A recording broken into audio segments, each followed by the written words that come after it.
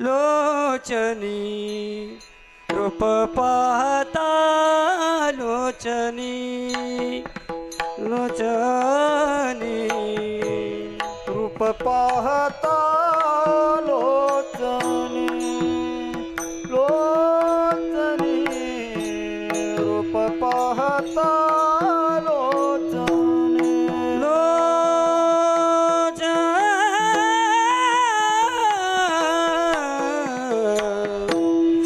रूप पाहता लोचनी लोचनी रूप पाहता लोचनी रूप पाहता लोचनी लोचनी रूप पाहता लोचनी सुख झाले ओ साजनी सुख झाले ओ साजनी साजनी तो हा विठ्ठल बरवा बरवा तो हा विठ्ठल बरवा सुख झाले ओ साजनी सुख झाले ओ साजनी साजनी तो हा विठ्ठल बरवा बरवा तो हा विठ्ठल बरवा तो हा माधव बरवा तो हा माधव बरवा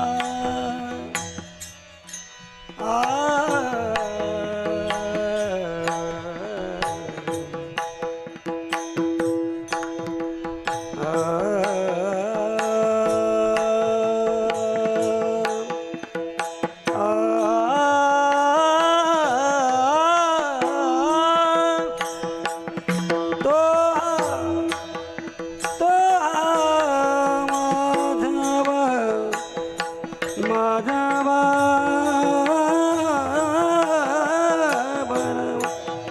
माधव गर्भ माधव बरवा माधव बरवा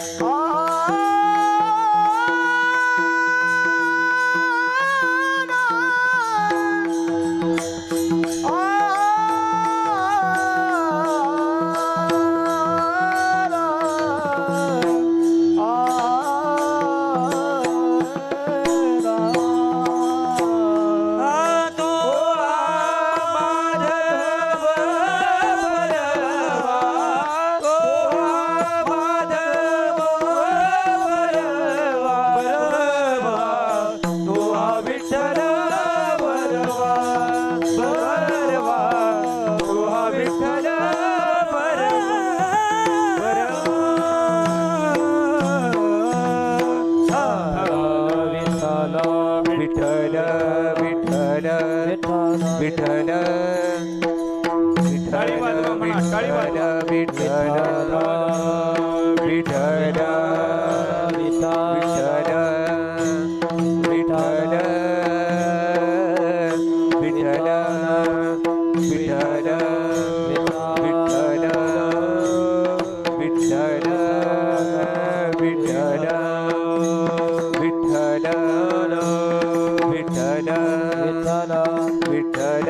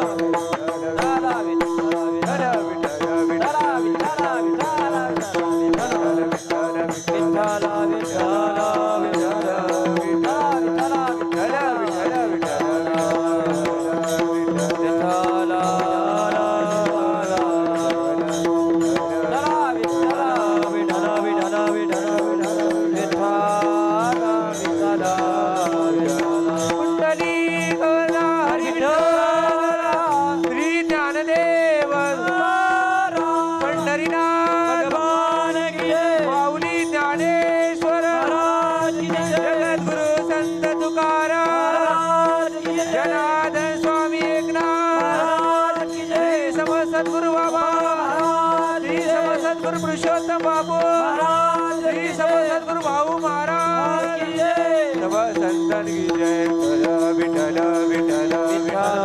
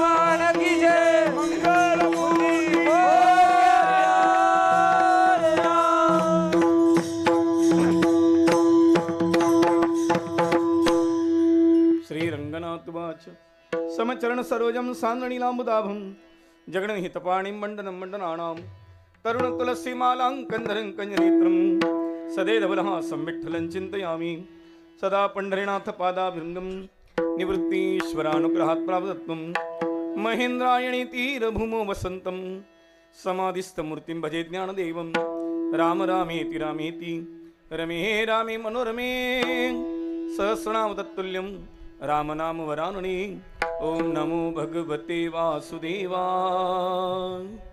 माझी ऐकावी विनंती ज्ञानदेवा श्रेष्ठमूर्ती ज्ञानदेवा श्रेष्ठमूर्ती ज्ञानदेवा श्रेष्ठमूर्ती माझी ऐकावी विनंती ज्ञानदेवा श्रेष्ठमूर्ती ज्ञानदेवा श्रेष्ठमूर्ती ज्ञानदेवा श्रेष्ठमूर्ती माझी ऐकावी विनंती ज्ञानदेवा श्रेष्ठमूर्ती ज्ञानदेवा श्रेष्ठमूर्ती ज्ञानदेवा श्रेष्ठमूर्ती माझी ऐकावी विनंती ज्ञानदेवा श्रेष्ठमूर्ती ज्ञानदेवा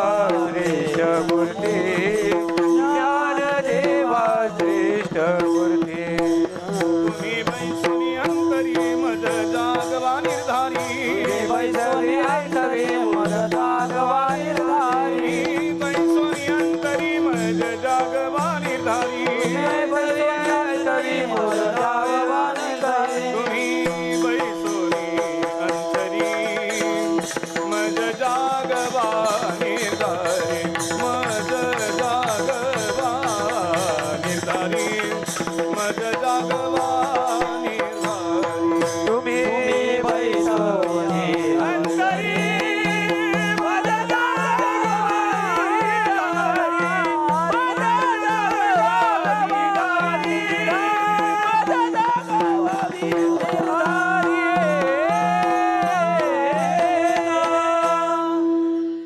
सर्वजण प्रेमाने म्हणा श्रीराम जय राम जय जय राम राम जय राम जय जय राम श्रीराम जय राम जय जय राम श्री राम जय राम जय जय राम मंगल भवन मंगल श्री राम जय राम जय जय राम श्री राम दशरथ अजिर बिहारी श्री राम जय राम जय जय राम सिय राममय सब जग जानी श्री राम जय जय राम करहु प्रणाम जोरी जुग पाणी श्री राम जय जय राम मंगल भवन मंगल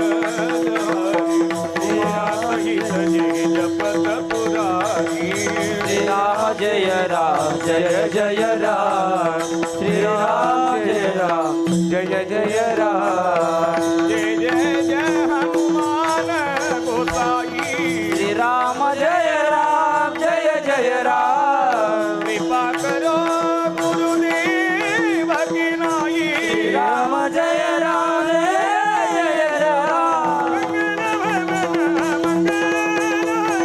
श्री राम जय राम श्री राम जय राम जय जय राम श्री राम जय राम जय जय राम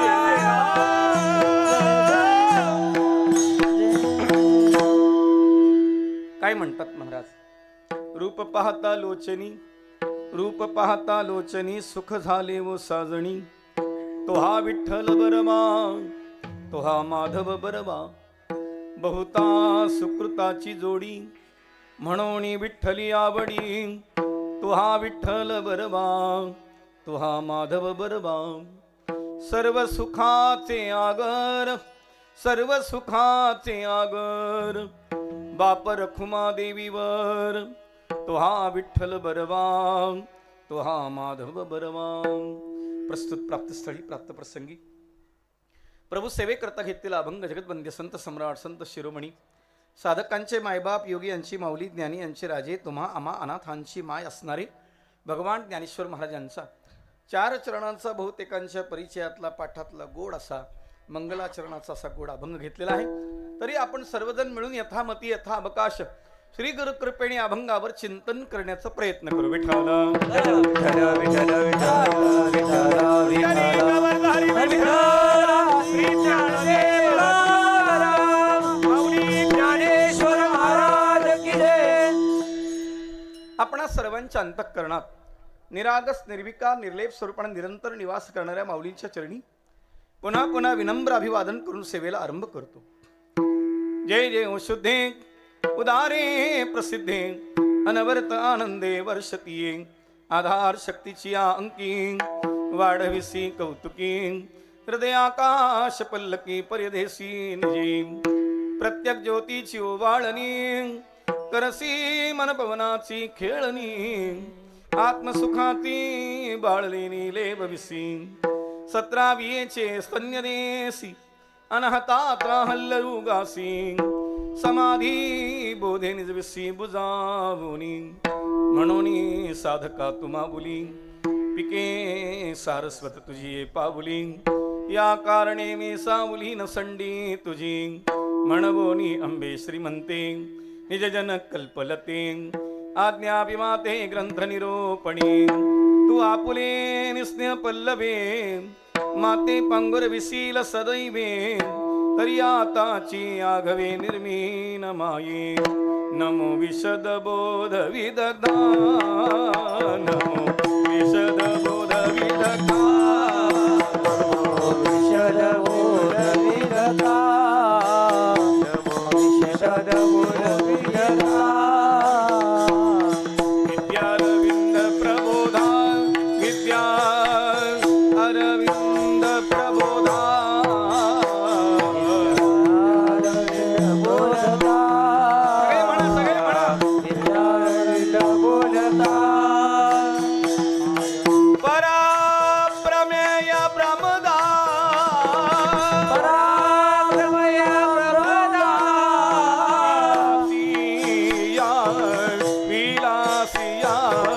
ज्ञानेश्वर माऊली जय जय ज्ञानेश्वर माऊली.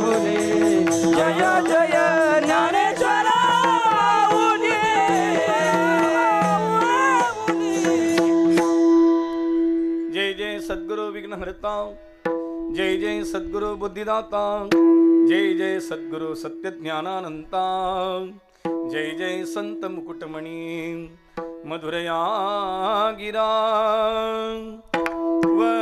वल्गुवाक्यया बुधमनोज्ञया पुष्करेक्षण विधि करी रिमा वीरमयती अधर सीधुना ध्यायस्व माझी वाणी तुझे वर्णी गुणनाम माझी वाणी तुझे वर्णी गुणनाम माझी वाणी तुझे वर्णी गुणनाम माझी वाणी तुझे वर्णी गुणनाम माझी वाणी तुझे वर्णी गुणनाम माझी वाणी तुझे वर्णी गुणनाम माझी वाणी तुझे वर्णी गुणनाम माझी वाणी तुझे वर्णी गुणनाम ऐसे देई प्रेम काही कळा ऐसे देई प्रेम काही कळा माझी वाणी तुझे वर्णी गुणनाम माझी वाणी तुझे वर्णी गुणनाम ऐसे दे प्रेम काही कळा ऐसे दे प्रेम काही कळा माझी वाणी तुझे वर्णी गुणनाम माझी वाणी तुझे वर्णी गुणनाम.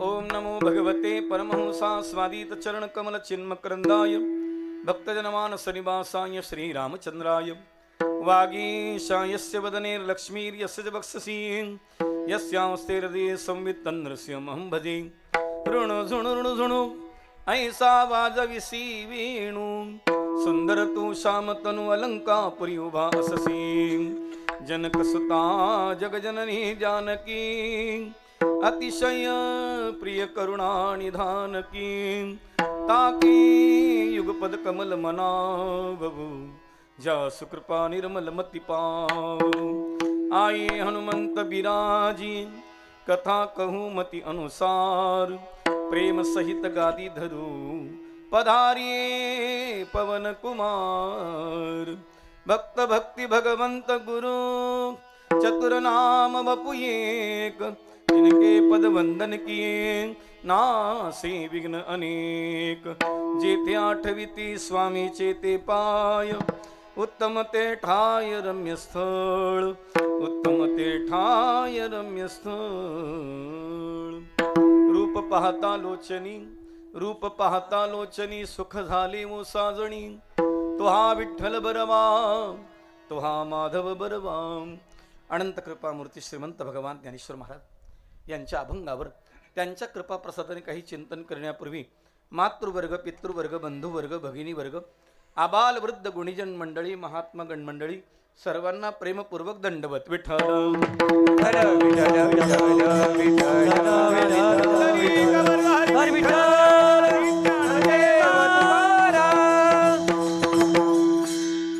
रूप पाहता लोचनी सुख झाले वो साजणी तो हा विठ्ठल बरवा तो हा माधव बरवा अनंत कृपामूर्ती श्रीमंत भगवान ज्ञानेश्वर महाराज सेवेकरता घेतलेल्या अभंगाच्या माध्यमातून रुक्मिणी संजीवन पंढरीश पांडुरंग परमात्मा ज्या परमात्म्याला आपण परब्रह्म म्हणतो भगवान शंकराचार्यांनी म्हटलंय परब्रह्मलिंगम भजे पांडुरंगम ज्ञानोबारांनी म्हटलंय नेनो ब्रह्म मार्ग चुकले उघडे पंढरपुरा आले भक्त पुंडलिके देखिले उभे केले विटेवरी परमात्मा कोणत्या काळात इथे आले माहीत नाही पण भगवान पांडुरंगाला पुंडलिकरायाने उभं केलं तिष्ठंत मानंद कंदम परब्रह्मलिंगम भजे पांडुरंगम भगवंताला उभं केलं आणि उभं करत असताना भगवंताला एक काम लावलं भगवान आजपर्यंत तुम्ही माझी वाट पाहत होतात मी कधीतरी तुमच्याकडे पाहीन काहीतरी तुमच्याकडे मागीन पण मी काय मागतो याचा विचार करून तुम्ही मला द्याल अशी अपेक्षा आहे परमात्मा मला जर तुम्ही काही देत असाल तर माझं एक वचन आहे का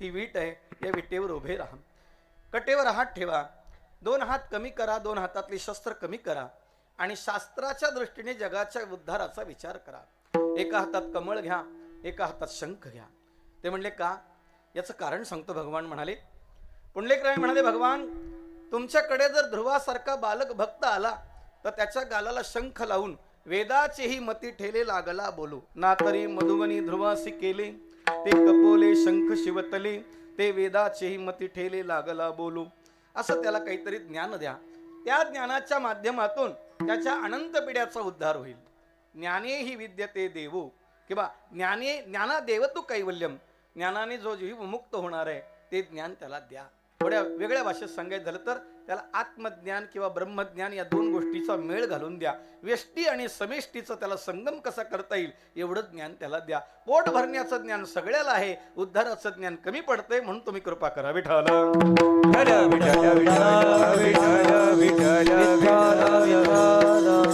ठीक आहे म्हणाले हातातला जो कमळ आहे त्याचं काय कराल म्हणजे त्या कमळाच्या योगे एक काम करा हातीचे निलीला कमळे पोजू तयाचे ज्ञानोबरायसारखा तुकोबरायसारखा नाथबाबासारखा थोडं पुढं जाऊन सांगायचं झालं तर इथल्या भाषेत सांगायचं झालं तर सद्गुरू अलिबागकर महाराजांसारखा सद्गुरू धाऊ बापू महाराजांसारखा महात्मा आला तर त्यांची पूजा करा कमळाच्या द्वारा एवढंच माझं मागणं आहे आणि हातात जो दंड घेतलाय काठी आहे ती दोन्ही पायाच्या मध्ये ठेवा तुम्ही या जन्मात या अवतारात कोणालाही दंड करायचं नाही विठ्ठल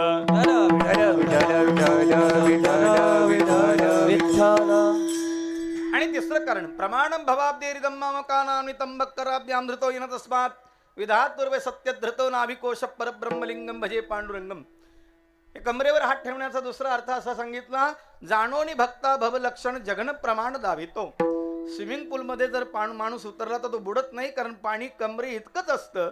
तसं परमात्म्याने कमरेवर हात ठेवून असं सांगितलं की भवसागरातलं भवनदीतलं पाणी कमरे इतकंच आहे, तुम्ही बुडणार नाही. अगदी बिंदास्त तुम्ही चालत राहा. अगदी काही त्रास वाटला तर तारू भला पांडुरंग, पाव भिजवून येदी अंग. विठ्ठल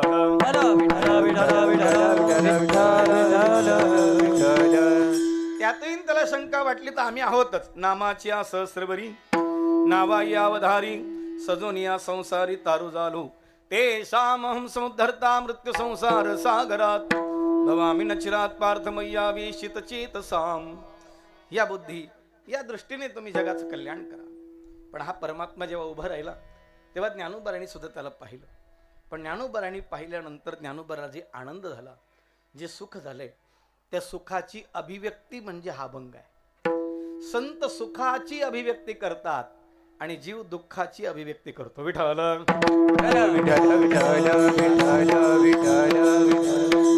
तुम्ही कोणत्याही जीवाकडे जा, तो तुम्हाला त्याचं दुःखच सांगेल, सुख सांगणार नाही.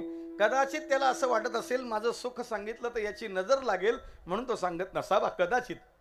पण संत मात्र आपलं दुःख लपवतात आणि सुख सांगतात. विठ्ठल त्यांना दुःख वाटतच नाही. दुःख ते कैसे नाही स्वप्नासी, मुक्ती मुक्ती कामारी झाल्या धासी, त्याचे वर्म तू आम्हापासी, सुखे राहिलासी प्रेमाची. ही भूमिका या भूमिकेवरून ते बोलतायत. या भूमिकेवरून ते बोलतायत. अजून थोडं पुढे जाऊन सांगू का? परमार्थात माणसाला अवस्था बोलायला लावते आणि संसारात व्यवस्था बोलायला लावते. विठ्ठल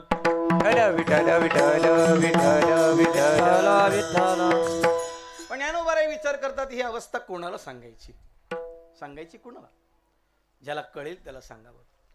आणि आपली अवस्था आपल्या अत्यंत जवळच्या माणसाला कळते, मित्राला किंवा मैत्रिणीला कळते. ज्ञानोबाराय माऊली या शब्दातून स्त्रीरूप धारण करून बोलतायत ना, म्हणून मैत्रिणीशी बोलतायत. विठ्ठल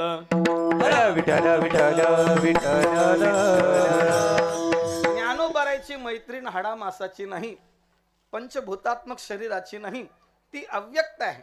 पण तरी सुद्धा तिची दोन रूप आहेत. एक वृत्ती या रूपाने आहे आणि दुसरी बुद्धी या रूपाने आहे.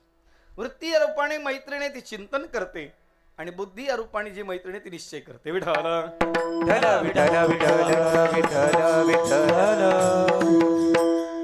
आपली वृत्ती चिंतन करते पण निश्चय करीत नाही, आणि निश्चय करत नाही म्हणून सुख होत नाही. आपला निश्चय संसाराचा आहे म्हणून सुख नाही, आणि त्यांचा संसाराच्या विषयी असा पक्का निश्चय, लटिका व्यवहार सर्व हा संसार वाया येरधार हरिविन. आणि आपलं कसं आहे, सायासे करिसी प्रपंच नसी हरी सिन भजसी कोण्या गुणी. आणि त्याच्या आधी म्हणतो आसोनी संसारी. विठ्ठल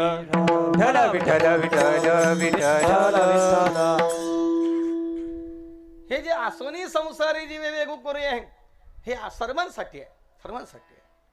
पण सायासे करसी प्रपंच नसी हा उपदेश आहे, आणि लटिका व्यवहार सर्व हा संसार हा बोध आहे. ही अवस्था आहे. ज्ञानोबाराय परमात्म्याला पाहून बोलतायत. ज्ञानोबारायच्या भाषेत सांगू, बोली अरूपाचे रूप दावीन, अतींद्रिय परी भोगवीन, इंद्रिया करवी अतींद्रिय भोगवीन, आणि अरूपाचे रूप दावीन बोली. विठ्ठल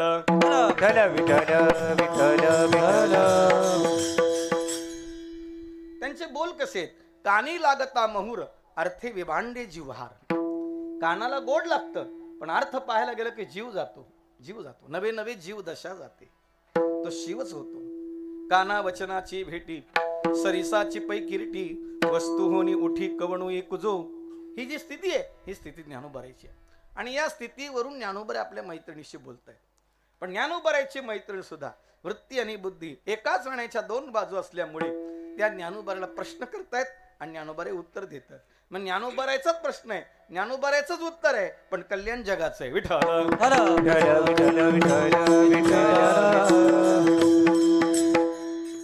कल्पना करा, ज्ञानोबाराय आपल्या मैत्रिणीला सांगतात, अगं मला सुख झालंय. आणि थोडं पुढे जाऊन सांगू का, कोणालाही सुख झालं तर लपवता येत नाही, ते त्याच्या चेहऱ्यावर दिसतं. उपवासी असलेल्या माणसाचा चेहरा लपत नाही, पोट भरलेल्या माणसाचा चेहरा लपत नाही, दुःखी माणसाचा चेहरा लपत नाही, आणि आनंदी माणसाचा चेहरा लपत नाही. त्याची येतात ढेकर तेची येतात ढेकर तेजी येतात ढेकर तेजी येतात ढेकर आनंदाचे हरिहर आनंदाचे हरिहर तेची येतात ढेकर तेजी येतात ढेकर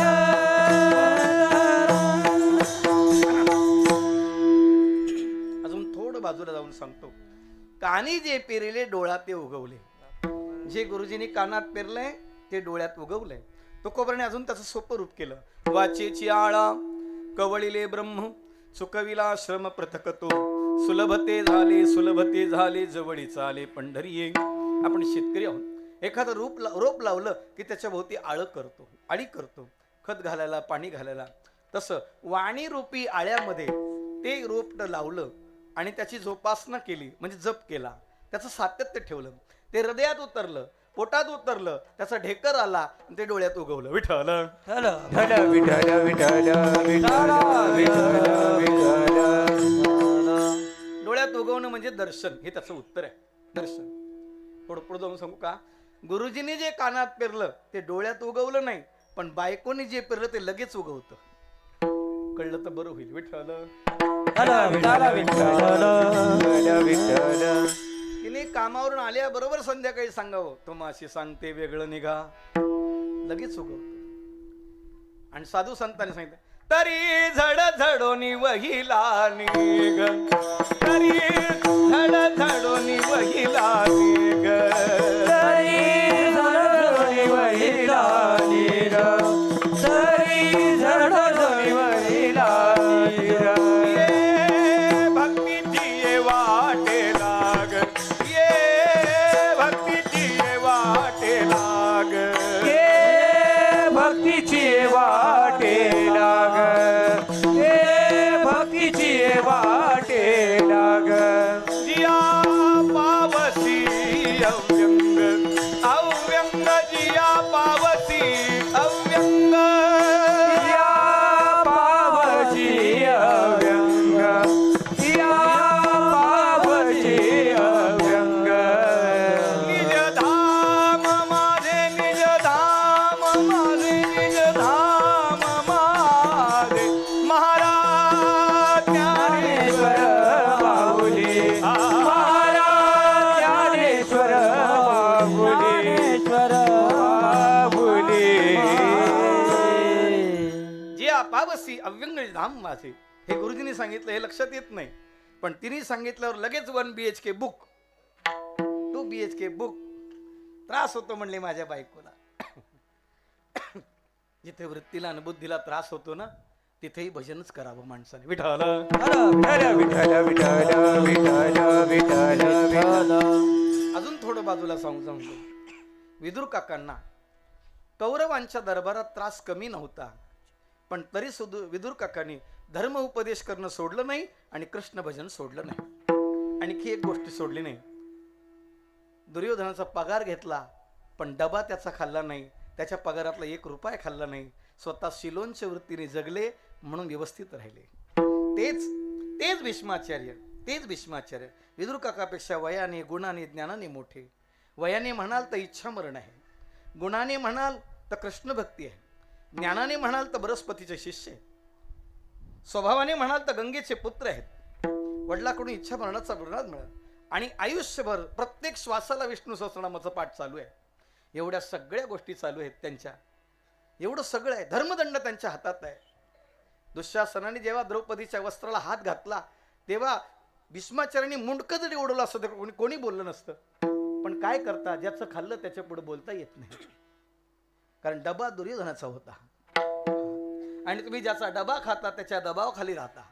विठ्ठल विठ्ठल विठ्ठल विठ्ठल विठ्ठल. म्हणून आपल्याकडे गीतेच्या 15व्या अध्यायाची म्हणण्याची पद्धत आहे. वाढायला घेतल्यापासून सुरुवात करेपर्यंत 15वा अध्याय होतो, पण माणसाला शिजेपर्यंत दम निघतो म्हणतात. विठ्ठल विठ्ठल विठ्ठल विठ्ठल विठ्ठल विठ्ठल विठ्ठल.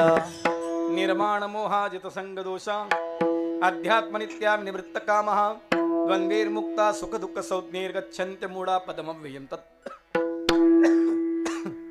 विदुर काका निर्माण मोह आहेत आणि तेच भीष्माचार्य 53 दिवस शरपंजरी पडलेत, उत्तरायणाची वाट पाहतायत.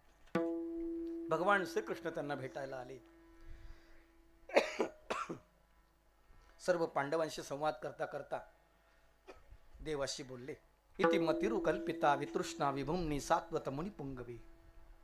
भगवान, माझी मुलगी उपवर झाली आहे. ती तिच्यासाठी योग्य वर शोधत होतो. मला योग्य वर सापडला. माझ्या मुलीशी लग्न कराल असं म्हटल्यावर बाकीच्यांना आश्चर्य वाटलं. हे नैष्टिक ब्रह्मचारी आहेत. जन्मतेनी प्रसंगे स्त्री देह शिवणे अंगे, तेथून आगवे सोवळे करणे असा महात्मा आहे. आणि म्हणतो माझ्या मुलीशी कृष्णाशी लग्न करायचंय, कसं शक्य आहे? विचारलं, बाबा तुम्ही तुमची मुलगी कृष्णाला वरू पाहता, लग्न करू पाहता, खरंच सांगा मुलगी कुठे आहे? काय तुमच्या मुलीचं नाव? भीष्माचार्यांनी सुंदर सांगितलं. बुद्धीचे वैभव अन्य नाही तुझे, एकाकेशी राजे हरी बुद्धी जपे, तो नर दुर्लभ वाचेशी सुलभ राम कृष्ण. माझी बुद्धी नावाची मुलगी उपवर झाली, सद्बुद्धी झाली. हे जे आतापर्यंत रक्त वाहून गेलं ना, ते दुर्योधनाचा डबा होता, ते अशुद्ध रक्त वाहून गेलं. आता विशुद्ध मती झाली. आणखी एक आहे, माझ्या मुलीला वरत असताना माझ्या मुलीची एक भावना आहे, रिद्धी सिद्धी निधी अवघी चौपारी.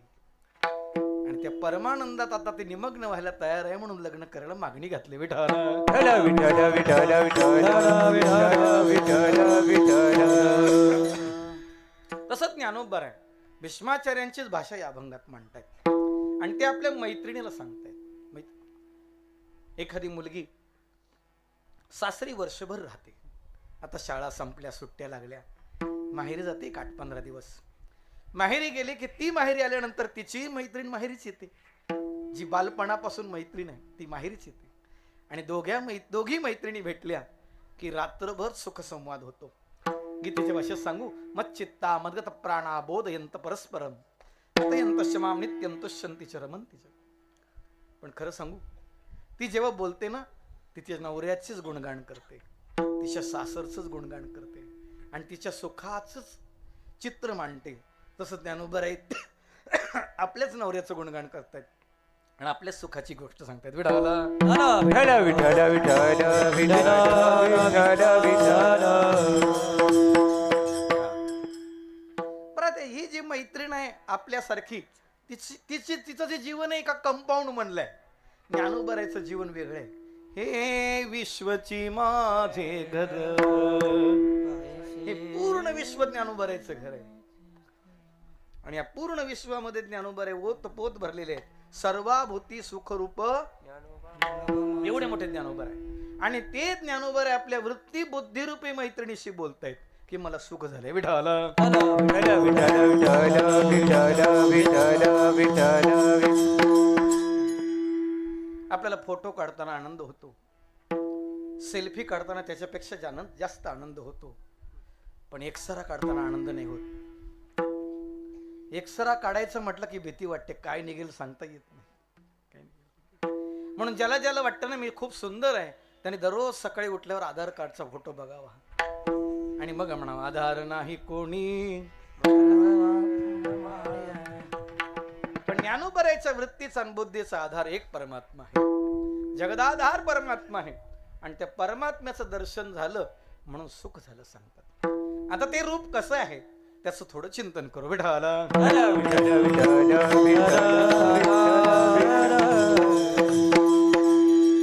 अर्जुनाला दिसलं 11व्या अध्यायाच्या 11व्या श्लोकात, दिव्य माल्याम्बरधरम दिव्य गंधानुलेपनम सर्वाश्चर्यमयम देवम अनंतम विश्वतोमुखम. विष्णू सहस्रनामध्ये भगवान भीष्माचार्यांना दिसलं. विश्वमूर्तीर महामूर्तीर दीप्तमूर्तीर मूर्तिमान अनेक मूर्तीर व्यक्त शतमूर्ती शतानन. ज्ञानोबराला कसं दिसलं हा प्रश्न आहे. बाप रखुमा देवीवरू हृदयीचा जाणोणी अनुभवे सौर सुकेला दृष्टीचा डोळा पाहू गेले तव भीतरी पालटू झाला कानडाऊ विठ्ठलो करला तेने माझा लावी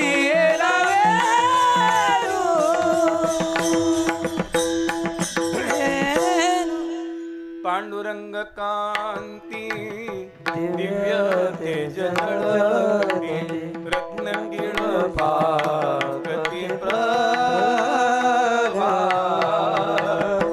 अगणित लावण्य तेज पुंजाळले नवर्णले ते शोभा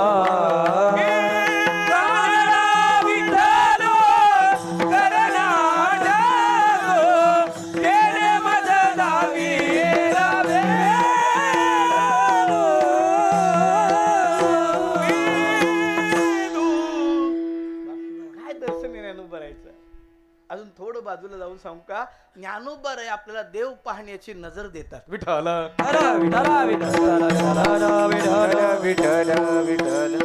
देव पाहायचं असेल तर शास्त्राच्या आणि साधूच्या नजरेने पाहावा आणि जग पाहायचं असेल तर साधूच्या नजरेने पाहावा विठ्ठल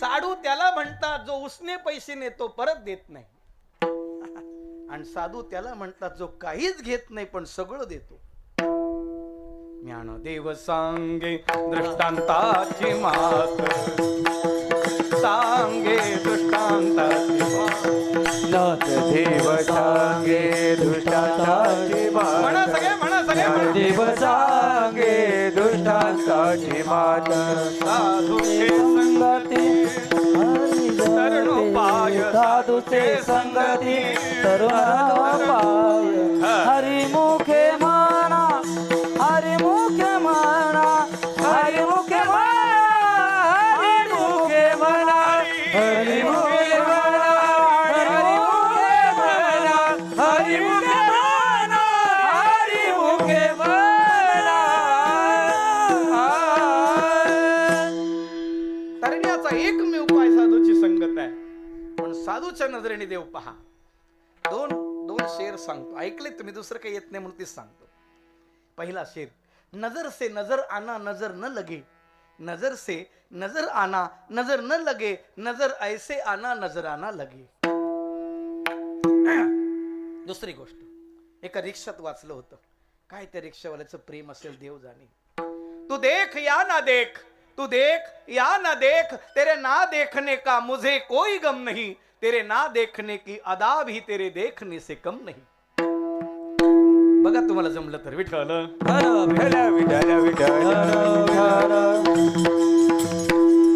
त्याने आरशात लिहिलं होतं तुम्ही नजरेत लिहा एवढाच फरक आहे त्या नजरेने देव पहा देव पाहण्याची नजर आपल्याला साधू देत आहेत ज्ञानोबा सांगतात मी पाहिलंय त्या देवाला पाहिलं हरी पाहिला रे हरी पाहिला देव पाहिला पण तो पाहिल्याशिवाय सुख होत नाही त्याचं उत्तर आहे एक स्वप्नातलंही दर्शन आहे मूर्तीतलंही दर्शन आहे आणि सर्व भूतातलं दर्शन आहे हे विशेष दर्शन सर्वांच्या हृदय देशी मी अमुका आहे ऐसी जे बुद्धिस्पुरे अहर्निशी ते वस्तुगामी अर्जुना मी नसे ऐसा कवन ठावसे परिप्राणियाचे दैव कैसे न देखती मा तैसा हृदयामध्ये मी राम असता सर्व सुखाचा राम का भ्रांतासी कामू विषयावगी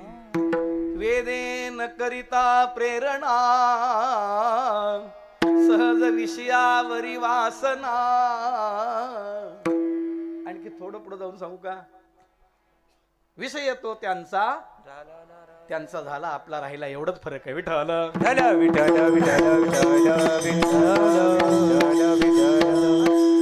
आपला तो विषय व्हावा म्हणून ज्ञानोबा बोलतात बोलायचं कारण एवढंच आहे कुणाच्या तरी संवादातून कुणाच्या तरी संवादाच्या श्रवणातून आपल्याला ते अपेक्षित आहे अपेक्षा व्हावी, हेवा वाटावा म्हणून बोलतायत.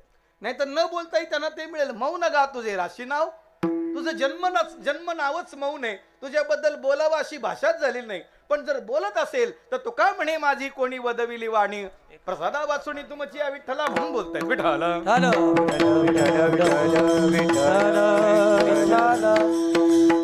त्यानं बरं आपल्या मैत्रिणीला सांगतात मी ते रूप पाहिलं. कसं आहे मी 2-3 दृष्टांत सांगतो, थांबतो, लक्षात येईल. दृष्टांत क्रमांक 1. देखिला डोळा बैसला मनी, देखिला डोळा बैसला मनी, देखिला डोळा बैसला मनी, देखिला डोळा बैसला मनी, तोची वदनी उच्चारी, तोची वदनी उच्चारी उच्चारी, देखिला डोळा बैसला मनी, देखिला डोळा बैसला मनी, तुझी वदनी उच्चारी, तुझी वदनी उच्चारी, देखिला डोळा बैसला मनी, देखिला डोळा बैसला मनी.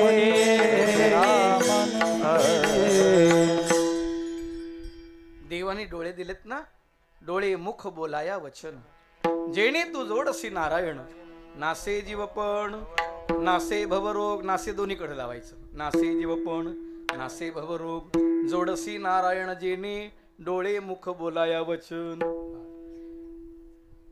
आणि माणसाच्या डोळ्यात खूप ताकद आहे महाराज, खूप ताकद आहे. आपण सूर्याला पाहू शकत नाही, पण तरी सुद्धा सूर्याचं वर्णन करू शकतो. पण मोबाईल आपण 26 तास पाहू शकतो, 24 तास पाहू शकतो. एवढी ताकद डोळ्याची आहे. आता ते डोळ्याची नजर कमी होईल तो भाग नंतरचा आहे. देखिला डोळा, पण देवाचं दर्शन अद्भुत आहे, अद्भुत. पुतना देवाला मारायला आली होती आणि देव तेव्हा 6 दिवसाचे होते. 6 दिवसाचं बालक रूप होतं. आकाशासारखा निळा रंग, कुरळे केस, धनुष्यासारख्या भोवया होत्या, कमळासारखे नेत्र मिटलेले होते पण कमळासारखे होते, लांब बागदार नाक होतं, डाळिंबासारखे ओठ होते, हनवटी बसलेली होती, शंखासारखी मान होती, गुबगुबीत गाल होते. जरा जरी हसले तरी खळी पडायची, आपल्याला ऑपरेशन करावं लागतं. छाती आणि खांदे असे वर वजनदार होते, छाती भरलेली होती, मोठी होती. एका बाजूला भृगुचरण चिन्ह होतं, एका बाजूला श्रीवत्स चिन्ह होतं, सोनेरी केसाची बट होती. पोट आणि कंबर बारीक होती सिंहासारखी, आणि पोटावर जन्मापासून 3 रेषा होत्या. त्याला त्रिवल्ली म्हणतात. आपल्याला फक्त श्रीवल्लीच माहिती आहे. गंमत आहे. गुडघ्यापर्यंत हात होते, हातापायाचे तळवे लाल बुंद, शंख चक्र ध्वज वज्र अंकुश दिव्य अशी चिन्ह होती. त्या 6 दिवसाच्या बालकाला पुतण्याने पाहिलं. 17,000 पोरं मारली होती येताना रस्त्यात. 84 कोस ब्रज परिसरातली 17,000 पोरं मारली आणि ते कृष्णाला पाहून म्हणते असं लेकरूच नाही झालं म्हणले. अद्भुत आहे, अद्भुत आहे. मारायला आलेली पुतना मारायचं विसरली, मरायचं विसरली. वाक्य ऐका, मारायचं विसरली, मरायचं विसरली. एवढं अद्भुत रूप 6 दिवसाचं होतं. अजून थोडं पुढे जाऊन सांगू. मारायला आलेली पुतना जर मारायचं आणि मरायचं विसरते, त्याच्यावर जे मरतात त्यांची काय अवस्था असेल कधीतरी विचार करा. जे त्याच्यावर मरतात काय म्हणतात, आमच्या मृदांमध्ये गायलं जातं, नजरों से गिराना ना चाहे जितनी सजा देना, नजरों से गिराना ना चाहे जितनी सजा देना, नजरों से जो गिर जाए, नजरों से जो गिर जाए, मुश्किल है संभल पाना, राधे तेरे चरणों के धूल जो मिल जाए, राधे तेरे चरणों के, राधे तेरे चरणों के, राधे तेरे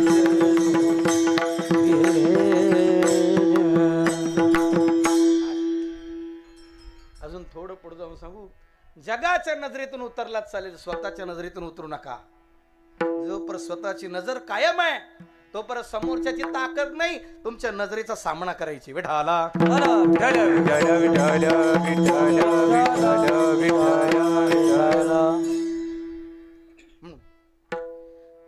पुतणीने पाहिलं आणि वेडी झाली हो. मारायचं विसरली आणि मरायचं विसरली. आणि गोपिकांच्या बद्दल तर असं म्हटलंय, तोची वदनी उच्चारी, तोची वदनी उच्चारी.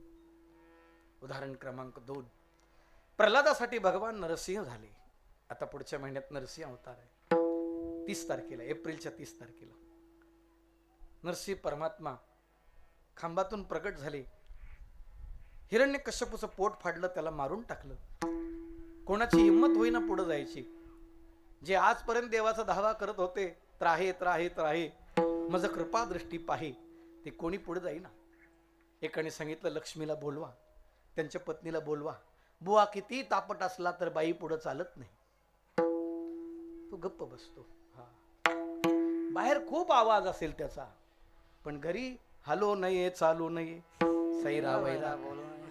काय गंमत आहे, काय ताकद असते. नाही कळलं तर उलट सांगतो. बरेच कीर्तनकार कीर्तनात छाती टोकून म्हणतात, देव ठेविल तैसे राहावे, देव ठेविल तैसे राहावे. घरी गेल्यावर देवी ठेविल तैसे.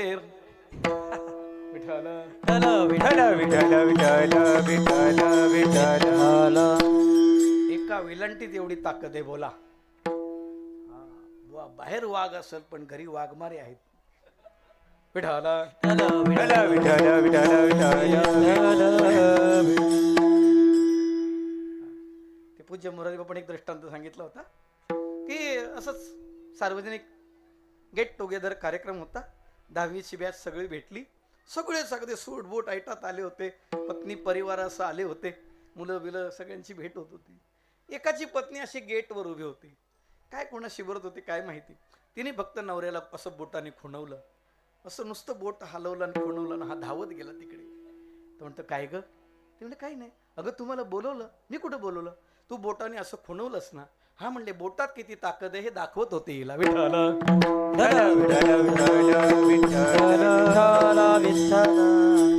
बोटात ओठात आणि नजरेत खूप ताकद असते. कळलं तर बरं होईल. याला मराठीमध्ये तेरी चूप मेरी चूप म्हणतात. विठ्ठल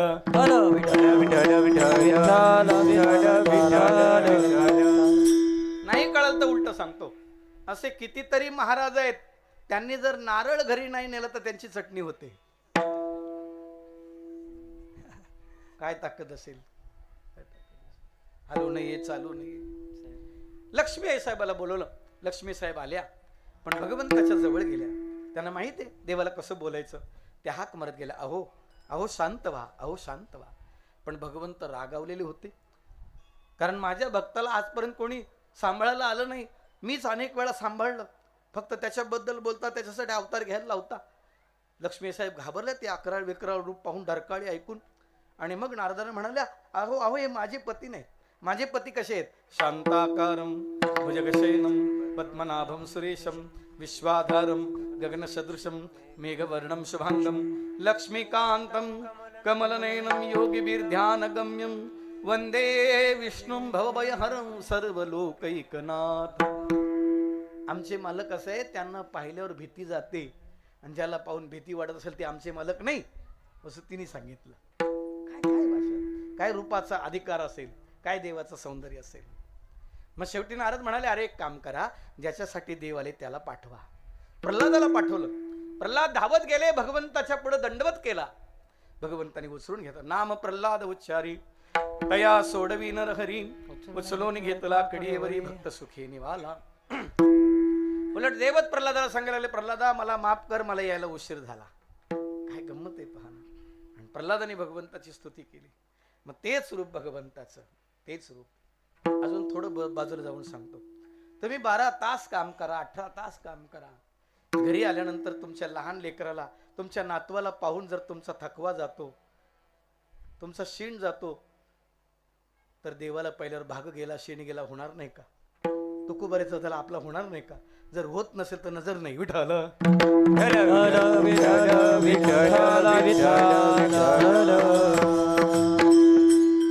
दृष्टांत क्रमांक 3. अजून एक दृष्टांत. दिल्लीच्या चांदनी चौकामध्ये रामकृष्ण परमहंस उभे होते खाली, आणि सज्जा नाम गॅलरीमध्ये एक वेश्या स्नान करून केस सुकवत होते, टॉवेलच्या द्वारा केस झटकून सुकवत होते. तिच्याकडे पाहून रामकृष्ण परमहंस हसायला लागले. तिने पाहिलं, माझ्याकडे बघून हसतात, इकडे तिकडे पाहिलं कोणीच नाही, खालचं एकच व्यक्ती आहे, मी पण इकडे एकटीच आहे, मलाच पाहून हसतायत. पुन्हा बऱ्याच वेळा हसतायत म्हटल्यावर तिला प्रश्न पडला. केस गुंडाळली, खाली आली, नमस्कार केला. बाबा, वयाने माझ्या वडिलांच्या आजोबाच्या वयाचे आहात, पवित्र वारकरी वेश दिसतोय, कपाळावर केशरी गंध आहे, गळ्यात रुद्राक्षाची माळ आहे, चेहऱ्यावरची आभा शोभा प्रभा सांगते तुम्ही वासनांध नाहीयेत, तुम्ही द्वेष मत्सर करणारे नाहीयेत, पण तुम्ही हसताय माझ्याकडे पाहून, माझं काय चुकलं सांगा? मी फक्त स्नान केलं, केस सुकवते, काय चुकलं सांगा ना, काय चुकलं? तिच्या हातावर टाळी देऊन हसायला लागले. आणि तिला स्पर्श झाल्यानंतर तिलाही जाणवलं ना, स्पर्श झाल्यावर जाणवलं की हा स्पर्श वासनांध व्यक्तीचा नाही, हा ब्रह्मरस गोडी तयासी फावली, वासना निमाली समूळ ज्याची, नाही त्या विटाळ अखंड सोवळा उपाधी वेगळा जाणीवे. हे तिच्या लक्षात आलं.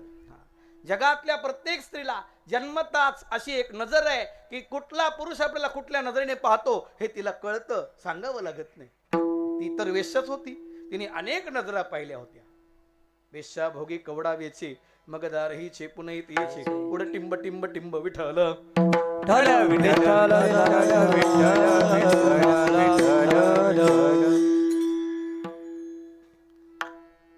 त्यांनी हात जोडले, सांगितलं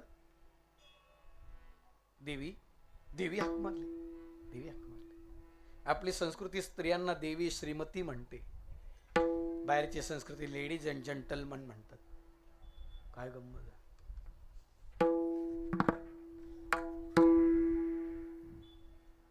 देवी, मी या काली मंदिरात पुजारी आहे आणि मी दररोज काकडा करतो आणि दररोज काकड्यात म्हणतो अनंत अवतार घेशी भक्ता कारणी, अनंत रूपे अनंत वेशी देखील त्याशी, अवताराची राशी हे दररोज म्हणतो. या काली मातेने मला सर्व रूपात दर्शन दिले, अगदी बाल तरुण वृद्ध सर्व रूपात दर्शन दिले, मातृ रूपात दर्शन दिले, पण तिला कुठल्या तरी रूपात सौंदर्य कमी पडलं असं मला वाटत नाही. आणि ते कमी पडलेलं सौंदर्य सुद्धा जेव्हा ती तुझ्या रूपाने गॅलरीत मला दिसली तेव्हा मला असं वाटलं माझ्या आईला तुझंही रूप घ्यावं असं वाटलं. एवढ्या एका वाक्यात तिच्या डोळ्यात पाणी आलं. तिने सांगितलं, अरे बापरे, केवढा मोठा गैरसमज होता या बाबाबद्दल माझ्या मनात. पायावर डोकं ठेवलं आणि सांगितलं, आजपासून दुकान बंद.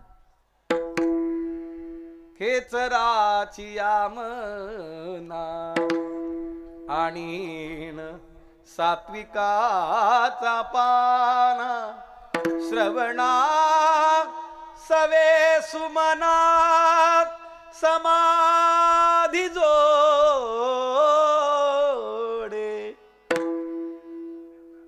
ऐकल्या बरोबर वेळी झाली. याला दर्शन म्हणतात. विठाला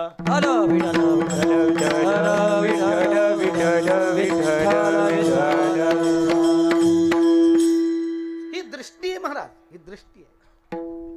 शास्त्रात दृष्टी सृष्टी दृष्टीवाद आहे, पण संतांना एकच दृष्टी आहे, भगवत दृष्टी, एकच दृष्टी आहे. भरला घनदाट हरी दिसे, सर्वा घटी राम, देहादेही एकच दिसते त्यांना. एक हरी आत्मा, जीव शिव समा, एकच दिसतंय.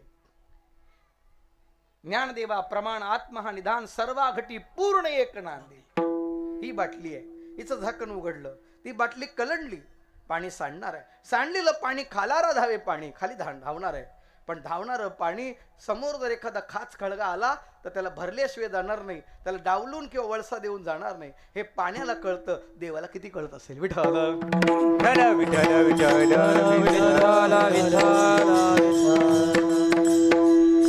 ही नजर देण्याचं काम ज्ञानोबारे करतात. ज्ञानोबारे आपल्या सखीला सांगतात, अशी निर्विकार निरागस दृष्टी, या दृष्टीचं नव्हे भक्ती. या भक्तीच्या दृष्टीने मी त्याला पाहिलं, ज्ञानाच्या दृष्टीने ओळखलं. ओळखिला हरी धन्य तो संसारी, वर्णन आहे. ओळखिला हरी साठविला पोटी, होता त्याची भेटी दुःख कैचे, मग सुख झालं. विठाला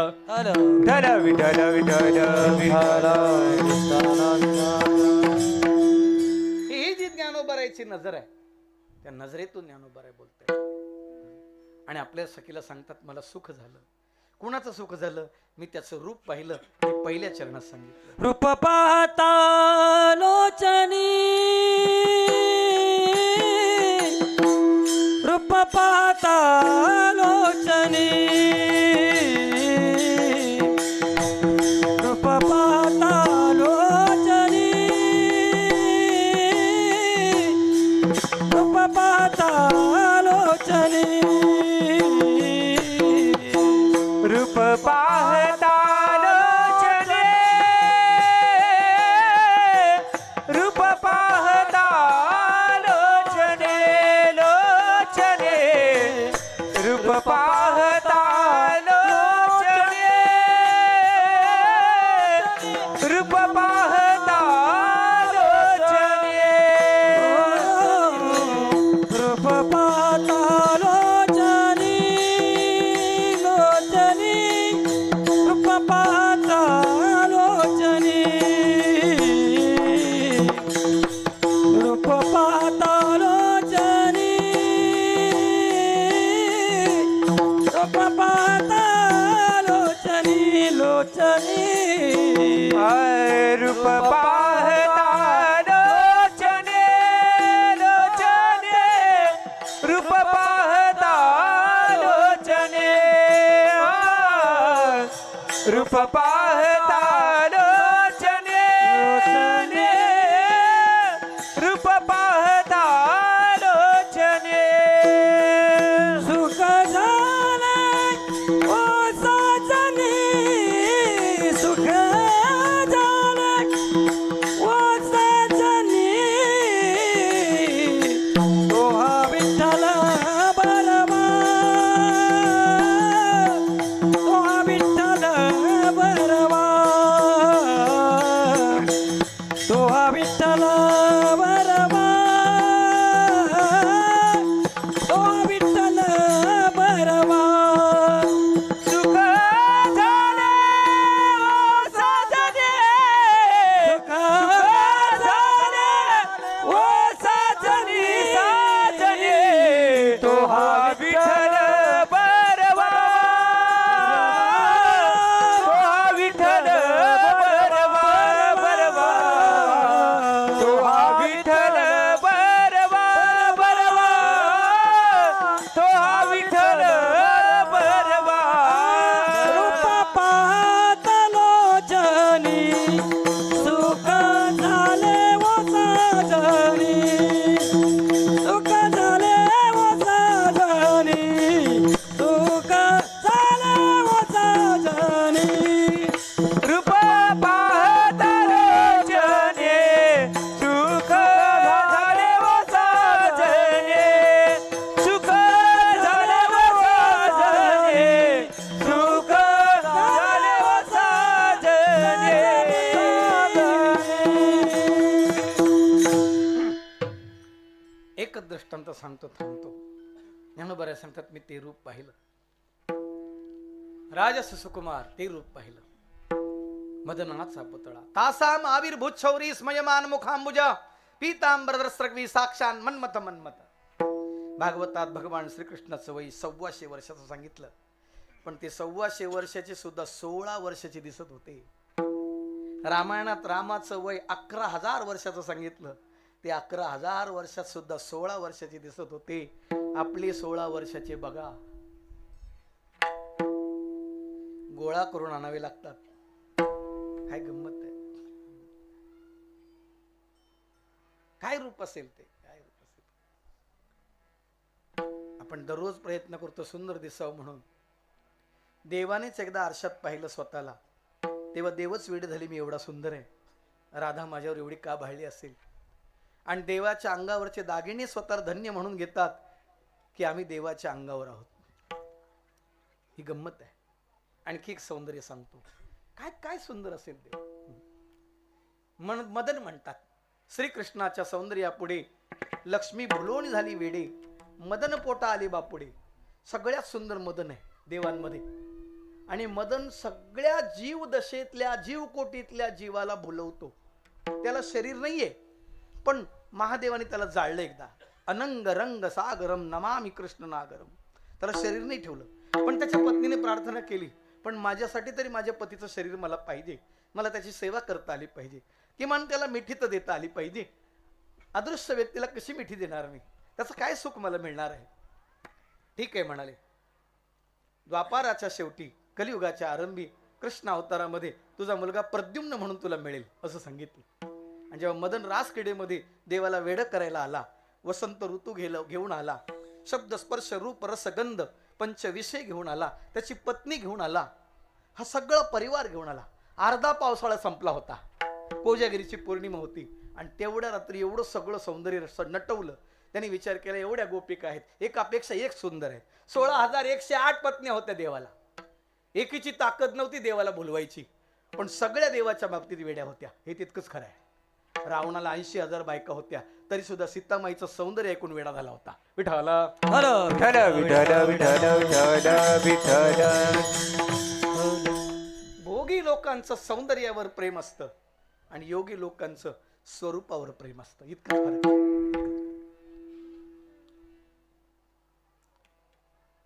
भगवान श्रीकृष्णाला पाहिलं त्याने, 8 वर्षाचे होते, आणि त्यांचं जे दिव्य स्वरूप पाहिलं. इति गोप्य प्रगायन्त्य प्रलपंत्य चित्रधा वृद्ध सुस्वरराजन कृष्ण दर्शन लालसा. केवळ कृष्णाच्या दर्शनाचे रडणाऱ्या त्या गोपी, आणि त्यांचं रडणं थांबलं, त्यांना कृष्णाने दर्शन दिलं, आणि ते रूप पाहिल्यानंतर साक्षात मनमथ मनमथ, तुमच्या आमच्या मनाचं मंथन करतो त्याला मनमथ म्हणतात. मदन मनमथ मनमथ.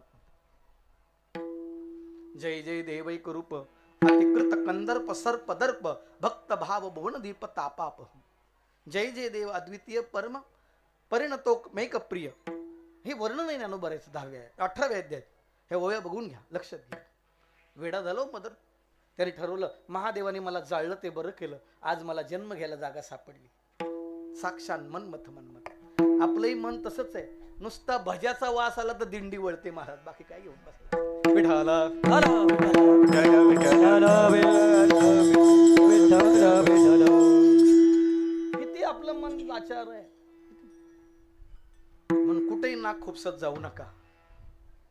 नाक निरपेक्षता हेच नाक आहे. रामायणामध्ये, भावार्थ रामायणामध्ये रामाचं निरपेक्षता हेच नाक आहे. परमार्थ निरपेक्ष पाहिजे. अनपेक्ष सुचिर दक्ष उदासीनो गतव्यता सर्वारंभ परित्यागी यो मद्भक्त समे प्रिय. ही गंमत आहे, ऐकायला बरं वाटतं, जगायला काहीतरी लागतं. उदाहरण सांगतो, थांबतो, माझी वेळ संपत आली, पुढचं येत नाही समजा, काय हरकत नाही. मेवाडच्या मीरा राणी कोणीतरी महात्म्याकडून ऐकलं मी. राजकुमारी सुंदर होते. लोग कहे मीरा हो गई बावरी, बाप कहे कुलनासी रे, मैं तो अपने नारायण की हो गई आप ही दासी रे. पग घुंघरू बांध मीरा नाची रे, पग घुंघरू बांध मीरा नाची रे, पग घुंघरू बांध मीरा नाची रे. त्या मीरा राणीला सांभाळल्या एक दाई होत्या, दाई. आणि त्या दाईचा एक मुलगा तारुण्यात आला होता, आणि त्या तारुण्यात आलेल्या मुलाने मीरा राणीला पाहिलं आणि ठरवलं लग्न करीन तर हिच्याशीच, नाही तर जीव देईल. 8 दिवस झाले, मुलाने स्वतःला घरात कोंडून घेतलं. आई विचारते, बाळा काय झालं? काही तुझ्या मनासारखं जेवण नाही, मनासारखं काम नाही का, पगार नाही, कोणी काही बोललं, कोणी रागवलं? मी काही बोलले असेल तर सांग. तुझे वडील गेल्यापासून तळ हाताच्या फोडासारखं जपलं तुला, हाडाची काढं रक्ताचं पाणी करून तुला वाढवलंय, आणि तू अन्न पाणी घेत नाही, मला कसं अन्न गोड लागेल? आई मला जगायचं नाही. बाळा असं बोलू नको, मी तुला पाहून जगते, तुला पाहून जगते. त्याने सांगितलं आई मला लग्न करायचंय. मग चांगली गोष्ट आहे बाळा, मलाही नातवंड पाहिजे आहेत. सांग ना, कुठं मुलगी पाहिलीस का? हो. सांग मग कोण आहे? आई तुझीची सेवा करते ती मीरा राणी दासी,